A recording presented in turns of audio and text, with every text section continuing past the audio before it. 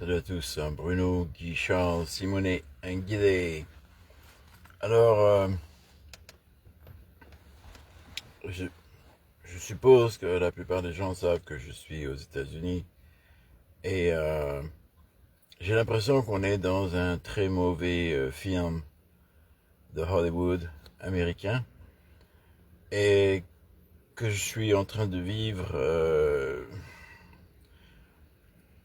quelque chose qui va arriver en France. Je ne sais pas, les jeunes, si vous connaissez, mais dans le passé, même maintenant, il y avait un petit délai entre les films produits à l'étranger, à Hollywood, aux États-Unis, et quand ils arrivaient en France, dans les cinémas ou à la télévision, il y avait des contrats de distribution qui demandaient des délais. Et eh bien, nous vivons dans une période où encore ce qui arrive aux États-Unis va arriver en Europe et en France. Mais probablement vous ne savez pas que ce mauvais film, vous ne savez pas à quel niveau il est mauvais. Et dans le sens mauvais, je veux dire maléfique, diabolique, parce que il y a des choses extraordinaires, fantastiques, je veux dire des choses que les gens cliquent sur des vidéos pour voir. Donc tout ce qui est, you know, euh, les événements à Minneapolis, les événements à Chicago, les événements, tout ce que le président américain dit, etc. Ces choses-là sont médiatisées énormément. La réalité de la vie américaine, si vous n'êtes pas aux États-Unis, parce qu'ils ont bloqué maintenant la plupart des chaînes, donc s'il vous plaît, partagez si vous aimez, mais les gens ici sont complètement fous, hein. Il n'y a pas qu'en France que les CRS ont perdu la boule en tuant des vaches. Bon, en France, c'est choquant parce que vous n'avez pas l'habitude d'avoir des morts tous les jours dans votre ville. Vous n'avez pas l'habitude d'avoir des fusillades tous les jours. Je sais que je parle sans connaissance actuelle, parce que je sais que c'est devenu pire qu'avant, ok? Donc je comprends qu'il y a des problèmes, mais parce qu'il y a quand même une limitation des armes à feu en France et en Europe, vous ne vivez pas dans un pays où j'ai vécu depuis plus de 30 ans, entre le Texas, la Nouvelle-Angleterre et maintenant en Oklahoma, où les gens n'ont aucun problème de tirer leur flingue et de tirer sur quelqu'un d'autre. Et c'est pas que les flics, bien sûr, surtout pas les flics. Alors, et on vit dans, c'est vraiment le pays des cow-boys. J'avais l'habitude, enfin, je faisais des blagues. J'ai eu la chance de faire une ou deux fois un peu le comédien devant des jeunes en tant que présentateur de spectacle ou quoi, et je blaguais sur les Américains. Bah, les blagues maintenant c'est du sérieux. Et je peux même pas les dire parce que je me ferais probablement attaquer ou bien j'aurais des problèmes que pour l'instant j'ai pas besoin vraiment d'avoir. Donc la réalité, au moins je peux vous dire la réalité de la vie américaine sans être judgmental en anglais, sans faire de jugement. Parce que ce n'est pas les Américains, c'est pas les Américains dont je parle, c'est comment on les a amenés à vivre dans ce système. Et je suis pas pour les armes ou contre les armes, ça n'a rien à voir avec cette vidéo. Ce que j'essaierai de vous expliquer, c'est que dans les conditions où ils sont,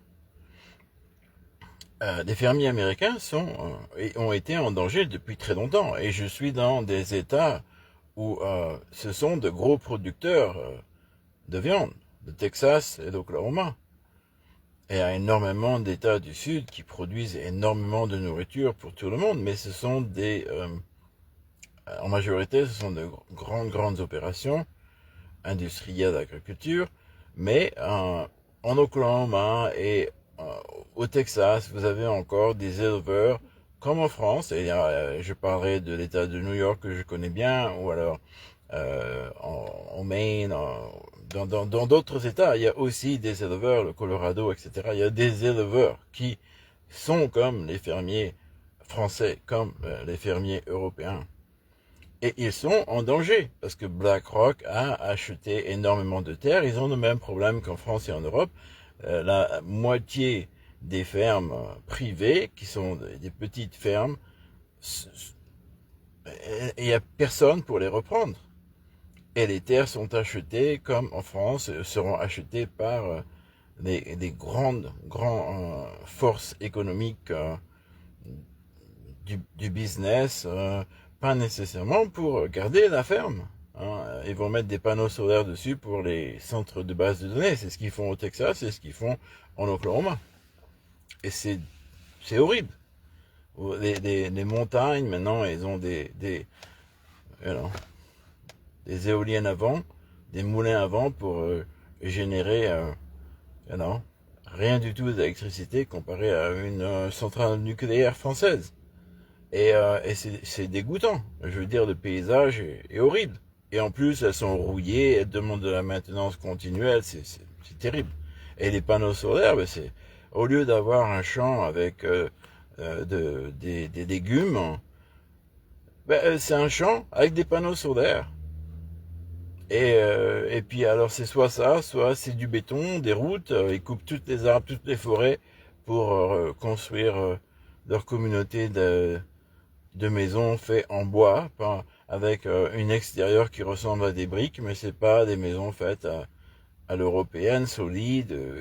Non, je veux dire, ça c'est l'Amérique du Far West. C'est comme ça qui est, oui, dans les bandes dessinées, dans les films des cowboys, vous voyez comment ils créent les villes et comment les villes disparaissent. Ça n'a pas changé.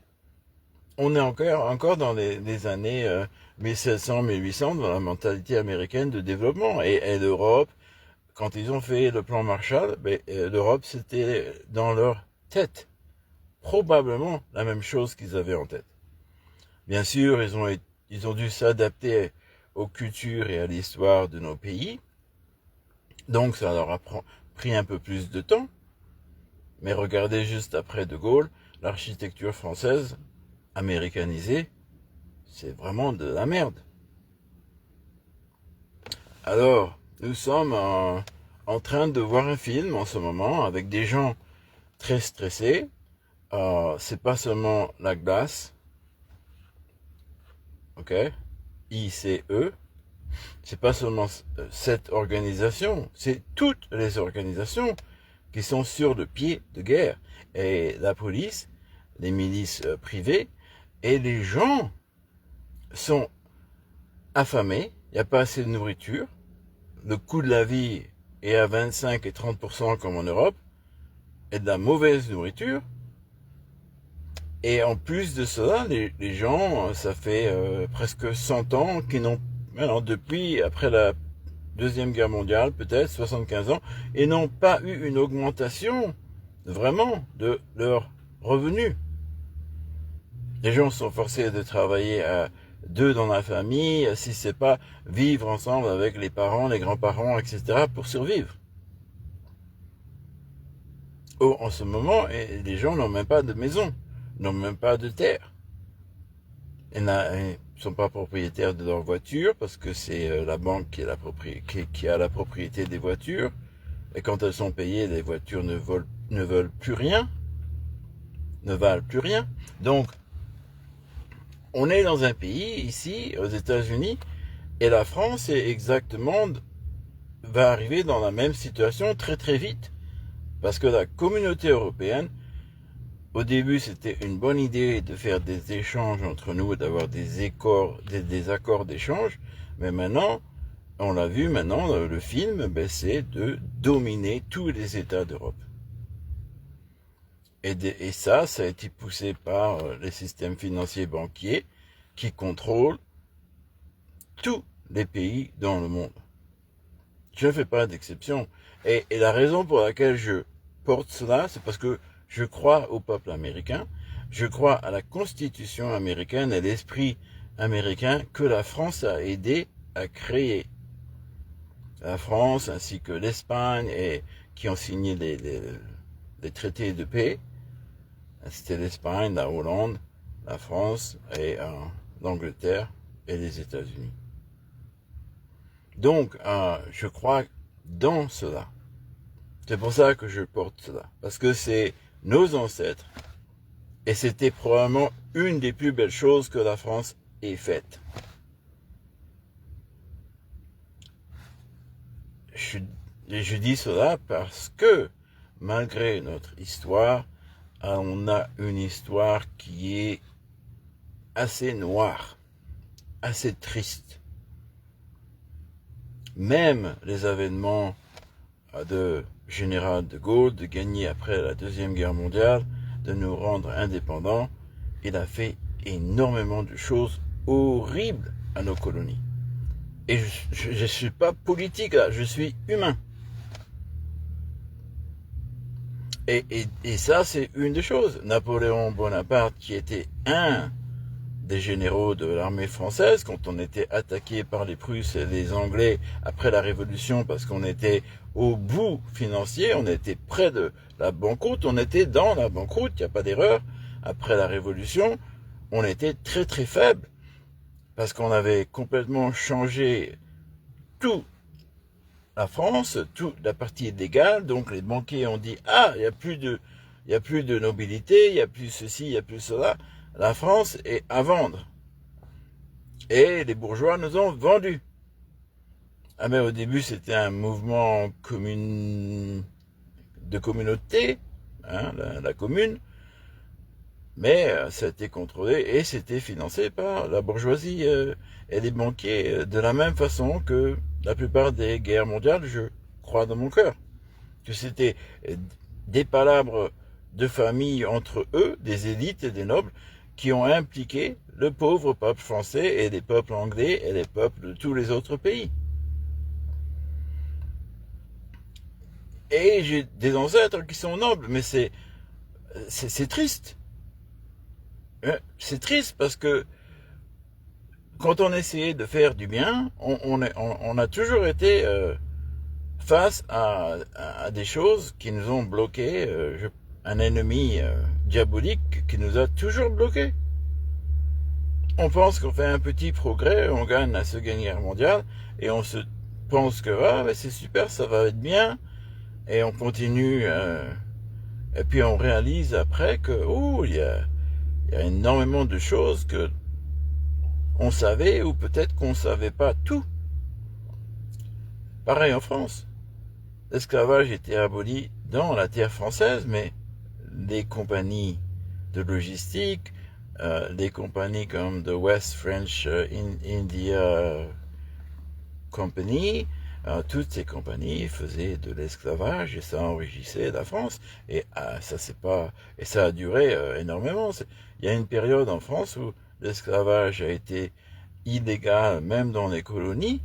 C'était après la défaite à Haïti, donc la République française a dû abolir l'esclavage après la Révolution, donc en 1794, et Napoléon Bonaparte l'a réinstitué en 1802, avant d'enlever tous les nobles en 1803 des Amériques, et quand il a vendu la Louisiane, pour rien du tout. Encore, on se pose des questions. Alors, est-ce qu'on est masochiste en France? Quel est le problème de merde qu'on a dans nos têtes là? On a des leaders qui nous font des conneries, on a et puis c'est frustrant. Mais bon, je veux pas être frustré parce que je pense que le peuple français est en train de se réveiller. D'un cauchemar, mais peut-être sont pas encore très réveillés. Mais j'ai vu une très belle vidéo d'une une jeune agricultrice, enfin une jeune femme. Donc ça m'a ému parce qu'elle est honnêtement hein, l'intelligence est extraordinaire et je suis très fier d'avoir des descendants agriculteurs, des ancêtres, je veux dire, des ancêtres qui étaient fermiers en Auvergne et dans d'autres pays. Donc non, vraiment chapeau. Et j'ai acheté mon lait à la ferme quand j'étais petit. Hein. Donc, non, bon, mon papa m'appelle le gentleman farmer. Alors, j'espère que ce que j'aimerais dire, c'est que oui, il faut pas perdre notre identité. Et c'est pas seulement les fermiers, c'est les artisans, c'est tout ce qui fait la France, le pays qu'on était. Et il faut pas les laisser détruire notre pays. Je suis désolé, au contraire, les villes qu'ils ont construites pour nous contrôler, ben oubliez ça. La technologie qu'ils utilisent pour nous contrôler, eh ben amenez-la à la campagne et puis déconnectez-vous un tout petit peu des trucs. Hein. Bon, euh, c'est facile à dire quand on est accro parce que c'est une drogue mentale. Ouais. Ça vous donne des réactions comme les films, comme les drogues, les médias sociaux. C'est du bombardement continuel. Et ça, c'est juste la partie visuelle que vous savez. Toute la partie électronique derrière, je ne veux même pas en parler dans cette vidéo. Mais ce qui est important, c'est de pouvoir voir que malgré cette crise, c'est horrible. C'est horrible. Les Américains vivent cette crise et probablement les apparences, on n'a pas l'impression. Parce ils achètent dans les magasins, mais c'est la fuite en avant. Ils sont conscients. Parce que depuis que j'ai vécu aux États-Unis, ça a toujours été la fuite en avant. Il n'y a pas eu une minute de repos. Et donc, imaginez la vie des Américains, c'est pour ça qu'ils sont obèses, parce qu'ils mangent mal, parce qu'ils travaillent comme des malades, et les maladies sont soignées avec des mauvais médicaments. Donc oui, il y a énormément de grands problèmes, mais c'est pas le gouvernement actuel ou le gouvernement avant qui va changer quoi que ce soit. Pareil en France, pareil en Europe, c'est des gens qui doivent changer. C'est des gens qui doivent changer.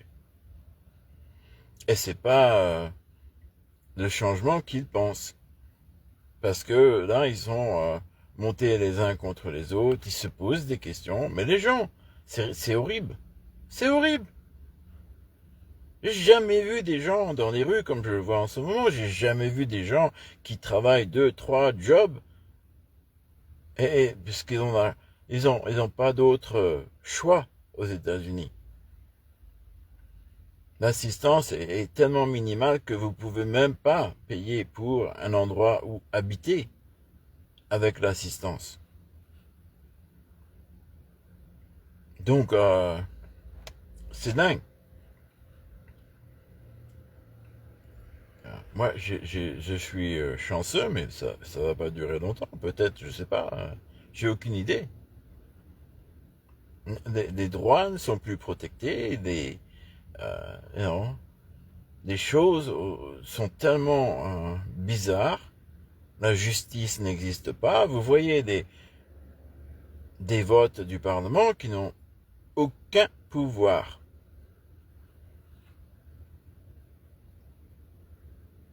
Où est la Constitution dans les pays qu'on connaît?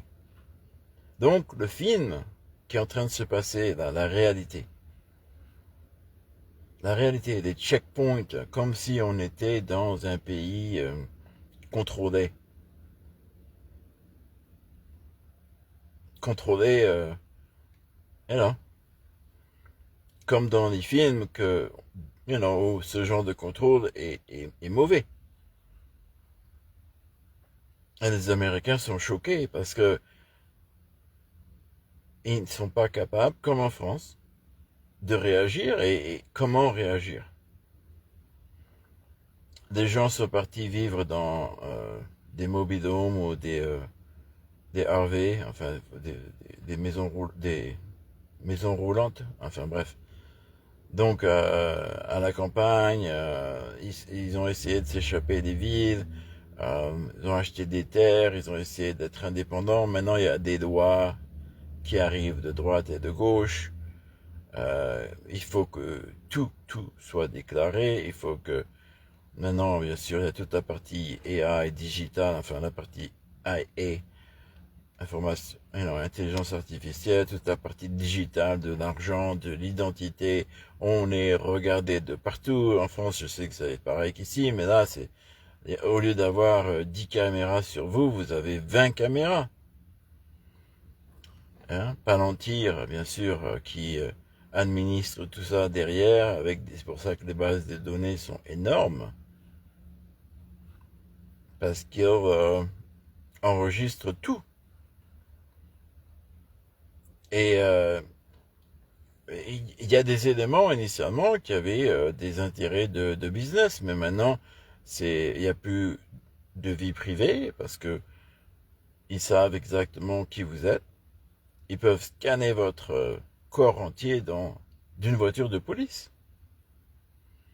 5G et bientôt 6G leur donne la capacité de voir dans les buildings, de voir tout.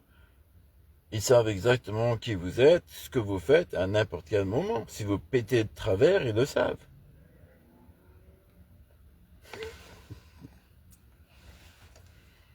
Sans rigoler. Les seules zones qui sont protégées, c'est les zones au milieu de nulle part. Il y en a encore quelques-unes. À l'intérieur de blocos. Et c'est pour ça que tous les riches se sont construits des blocos. Et non, donc il faut soit aller sous terre avec du béton armé tout autour de nous, ou aller dans les montagnes au milieu de nulle part. Voilà la solution.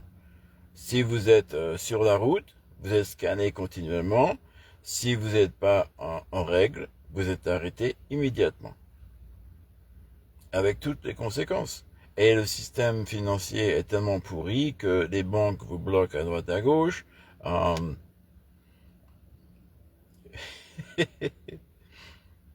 Donc, l'autosuffisance, l'indépendance, c'est vraiment très important.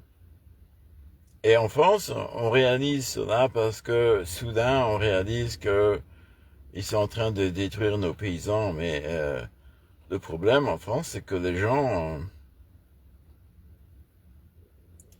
je me pose la question, est-ce qu'ils sont vraiment réveillés, éveillés, conscients de ce problème? Donc, je sais qu'il y a des gens qui sont conscients, et ça m'encourage, je suis vraiment là pour vous aider, vous supporter, et l'expérience des États-Unis n'est pas tout mauvais, du tout. Le problème, c'est comment on a administré ou managé cette opulence, ou bien cette puissance économique, agricole, culturelle, parce qu'il ne faut pas dénier que Hollywood a balancé des films partout dans le monde et que tout le monde a copié les Américains pendant longtemps. Mais c'est important de réaliser que oui, il y a un changement vers un monde ancien, d'empire et de guerre fratricide même, enfin de guerre entre pays qui étaient dans la paix pendant un grand bout de temps.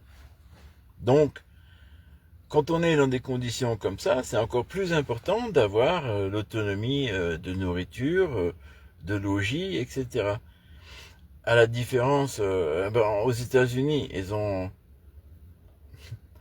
un État incroyable qui est énorme, mais toutes les terres, ils peuvent pas avoir de job parce que il y a personne, très peu de personnes ici qui ont la capacité de même acheter des poulets pour avoir des œufs, ou alors démarrer une ferme. Enfin, je veux dire, et il y a énormément de règles aussi, pareil qu'en Europe. Donc, toutes ces règles bloquent les gens énormément. Et maintenant, avec l'intelligence artificielle et tout ce focus c'est du globalisme qui continue, hein, même s'ils disent qu'ils vont rapatrier des industries aux États-Unis, c'est pas la vérité. Parce qu'il n'y a aucune fabrication qui est vraiment créée aux États-Unis et ça va pas arriver dans les prochaines années. Ils ont démantelé, et en France, on a fait la même chose, on a démantelé toutes nos capacités de production. C'est la vérité. On pourrait même pas fabriquer, on est en train de perdre, on a perdu et on est en train de perdre toutes nos capacités de fabriquer quoi que ce soit. Et c'est donc l'alimentaire, la fabrication, bon ben c'est pour ça qu'il faut revenir à des choses de base. Ce qu'on a dans notre pays que l'on peut utiliser pour survivre. Et bon, il y aura toujours un budget pour la défense et l'armée, la technologie, les choses comme ça. Mais en temps de guerre, en temps de survie, parce que je ne crois pas que on aura nécessairement une guerre d'un ennemi que je ne connais pas, parce que je ne connais pas le futur. Mais ce que je pense, c'est que on est dans une guerre économique si forte qu'il va y avoir des pressions militaires énormes et que l'Europe, comme les Américains, vont être forcés à se soumettre. Et non, il y a certains pays, mais c'est pas la solution de s'échapper nécessairement, parce que vous allez vous échapper dans un pays et vous allez laisser vos parents, votre famille, une partie de vos familles derrière souffrir. Pendant la Deuxième Guerre mondiale, c'est la résistance, les endroits qu'ils ne pouvaient pas contrôler, qui ont fait que la France a survécu. Et la première victoire de Gaulle était au Gabon contre Hitler, contre des pétainistes.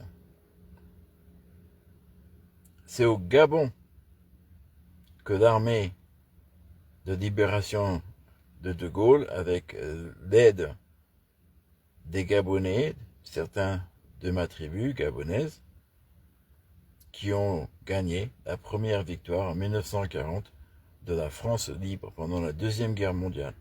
Et pourquoi? Parce que c'était un terrain où les locaux contrôlaient et connaissaient le terrain. Donc c'était le début de la résistance. Et donc, il faut que la France, on n'est pas en guerre, mais c'est une guerre économique, intellectuelle, et vous me connaissez, spirituelle, bien sûr. Donc, c'est la résistance économique. C'est la résistance politique. Et c'est pas la révolution. C'est chacun aide chacun. J'ai entendu cette jeune fermière qui disait qu'ils ont essayé la méthode douce et qu'après ils étaient très frustrés, mais qu'ils étaient tellement loin qu'ils pouvaient rien faire physiquement. Eh ben ouais. Aller casser, ça va rien changer. Aller se bagarrer physiquement, ça va rien changer. Maintenant, sur votre terre, dans les montagnes, quand vous contrôlez le terrain, c'est une autre histoire et je n'encourage pas à aucune attaque et à aucune désobéissance, mais j'encourage à l'indépendance et la protection de votre vie sur vos terres. Parce que, légalement, chaque individu a le droit de vivre sur sa terre. Vous payez les taxes, c'est votre pays, c'est votre terre, voilà, c'est votre... Donc, vous avez le droit, vous faites rien d'illégal, et s'ils veulent venir, eh ben, qu'ils amènent, non, des procès-verbaux avec des réquisitions, etc., avec qu'ils fassent des procédures judiciaires. Mais comme on est sur des routes publiques, quand vous allez faire des démonstrations dans les villes, vous êtes sujet aux lois de ces villes.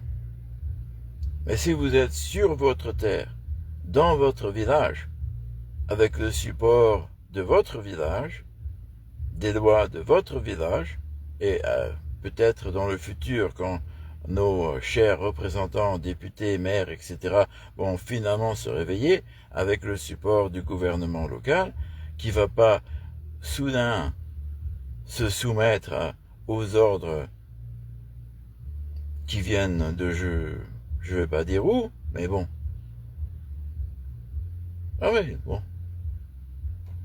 Je veux dire, la mairie, c'est pas nous, hein. La mairie, c'est la République qui est représentée dans votre village, dans votre ville. La seule chose, c'est que vous obéissez des règles locales, mais sur votre terre, dans votre maison, ils n'ont pas le droit de rentrer. Sans une raison avec des preuves. Et les preuves, eh ben, il faut apprendre à se protéger, mes amis. Ça s'appelle les vidéocaméras, ça s'appelle les évidences, ça s'appelle les avocats. Eh ben oui, il faut apprendre. C'est comme ça qu'on fait aux États-Unis, hein. Avec tous les problèmes qu'il y a ici, eh ben, j'aime mieux vous dire que apprendre la loi, apprendre les lois, comprendre et non, tout. Parce qu'ici, c'est la jungle, hein. Ah, les gens s'imaginent que, ah oui, non, regardez, les superstars américaines, ils ont la belle vie. Mais combien de gardes du corps ils ont autour d'eux? Ah, mais c'est parce qu'ils sont riches et ils sont célèbres. Ah ben oui, mais les gens riches et célèbres n'ont pas autant de problèmes en France. Parce que dans le passé, on les laissait tranquilles s'ils n'étaient pas sur le festival de Cannes ou un endroit où tout le monde aime les adorer et faire des photos d'eux. Quand ils sont dans les villages de France, les gens les laissent tranquilles. Hein. Ça, c'est la France. Mais donc, ce que j'essaie de vous expliquer, c'est que ces gens-là, quand ils sont en privé dans leur vie, mais parce qu'aux États-Unis, c'est un pays très très dangereux, ils ont des armées avec eux. Alors on parle du Mexique, on parle de l'Amérique latine, on parle des pays en voie de développement, comme quoi c'est pas sécurisé. Mais les États-Unis est probablement le pays le plus dangereux dans le monde. Et en ce moment, c'est peut-être 10 fois plus dangereux que jamais dans les 30 et quelques années que j'ai vécu aux États-Unis. Vous entendez le son là, c'est le stress.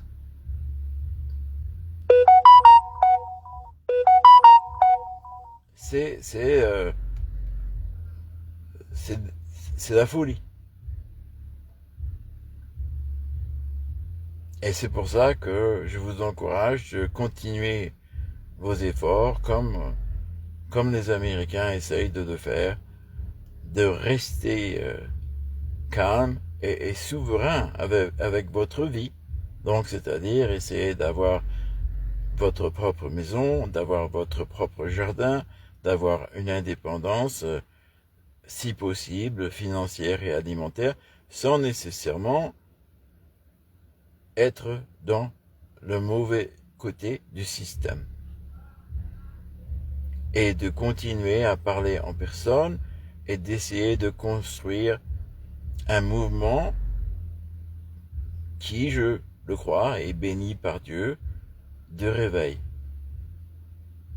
de réveil à demander qu'on puisse avoir finalement la paix de vivre comme Dieu avait l'intention que l'on vive. Et ça peut-être va pas être facile, mais c'est la seule raison de vivre.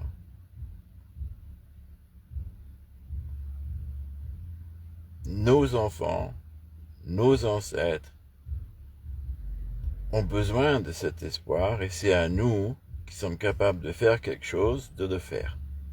Et donc je suis encouragé de voir les gens qui le font et je vous remercie. Mais essayez de voir la vérité de ce qui se passe et imaginez que ce que vous vivez en France en ce moment sera 10 fois pire parce qu'aux États-Unis, c'est probablement 10 fois pire que ça n'est en France en ce moment. Même les riches se cachent. Et je parle de riches, de gens qui font 100, 150 000, 200 000 dollars par an. C'est donc la classe moyenne américaine. Mais c'est riche. Quand la majorité des Américains ne gagnent que 25 à 30 000 euros comme les Français ou les Européens par an. Et c'est supposé être le pays le plus riche du monde. Et ils ont un taux de chômage de 20 et quelques pourcents. Parce que la réalité, c'est plus 20%. Les sondages vont vous dire 5 et 6%. Mais la réalité, c'est autour de 20% dans certaines régions. Et les gens qui sont affamés et sans abri sont au moins autour de 10 et 15%. Pour le pays le plus riche du monde. Et c'est pas nécessairement la faute des gens qui essayent d'aider, c'est la pourriture du système. Parce que les Américains ont un très bon cœur. Le peuple américain, bon, non, ils sont pas des Français, hein, loin de là, mais, ou des Africains, mais ils sont super. Ils sont super, honnêtement, il faut qu'ils aient une chance aussi. Et donc, la France, peut-être que ça va être à l'envers cette fois-ci. Peut-être que c'est la France qui viendra sauver. Et l'Europe qui va sauver le reste du monde. Mais je ne crois même pas aux autres. Je crois que la France et les gens qui parlent de français, si on s'unit, on peut aider à sauver ce monde. Si on se pardonne et on répare nos erreurs, j'ai aucun doute. On peut aider à remonter ce monde vers la paix, parce que nous ne sommes pas des guerriers, nous les Gaulois. Maintenant, il y a des gens, comme partout, hein, qui sont dans l'erreur. Hein. C'est tout ce que je vais dire. Qui pensent que, à 30 ans, sans aucune expérience, on peut devenir le maire de Paris. Ouais, je pouvais pas résister, je suis désolé. Ou à 39 ans, on peut devenir le président de la France parce que le parti qu'on représente, super raciste, qui essaye d'oublier son héritage,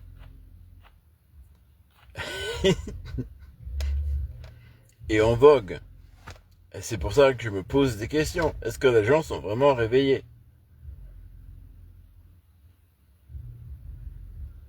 Mais quand je vois les gens du terroir, les vrais Français que je respecte, je sais qu'on a de l'espoir. Quand je vois des jeunes agriculteurs qui ont un IQ en anglais, donc un quotient intellectuel, probablement 10 fois plus haut que n'importe quel agriculteur américain, je suis très fier. Alors, courage les gars, parce que les anciens arrivent. OG in the house. L'original dans la maison. Bisous, bisous. Bye. Dieu vous adore. Jésus vous bénit.